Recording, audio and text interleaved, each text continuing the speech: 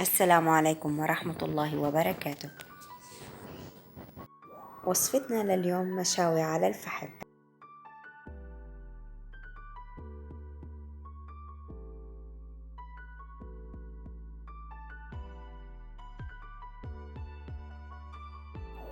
أول خطوة بنجيب الدجاج وبنقطعه، بعد هيك بنغسله بخل وليمون وملح، بعدين بنصفيه بنخليه يتركه بتصفى. الكمية حسب أفراد العيلة، أنا هان حوالي 5 دجاجات مقطعين تقطيعة مناسبة. للتتبيلة بنحتاج راس من التومة المفرومين ناعمين، وقرن فلفل أخضر كبير أو قرنين حسب الرغبة طبعا، ونحط عليهم معلقة من الشطة المطحونة، ومعلقتين من بهار الدجاج، ومعلقتين من بهار الشوي، وملح نص معلقة أو معلقة حسب الكمية، ومعلقة من حمض الليمون.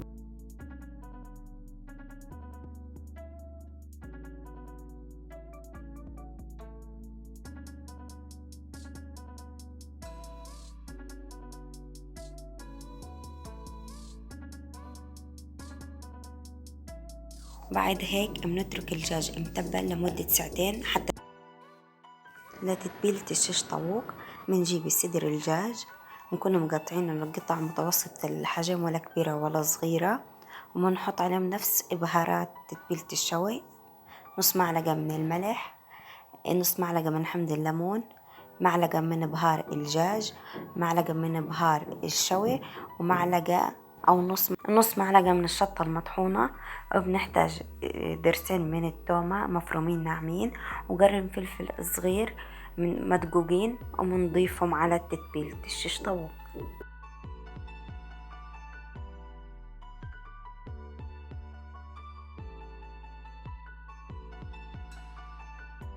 بنوصل لمرحلة التسييخ. فيكم بأي أحد من البيت يساعدكم، أنا بمساعدة أبو محمد ساعدني بتسييخ شيش طاووق.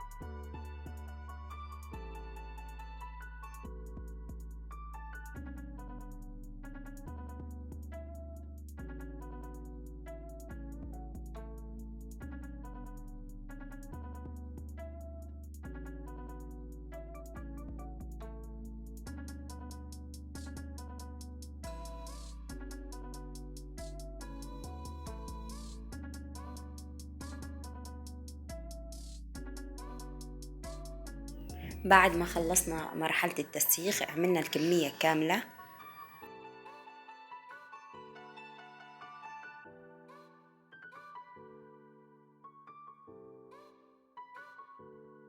تيجي مرحلة الشوي، بنجيب الدجاج وبنحطه على شواية الفحم.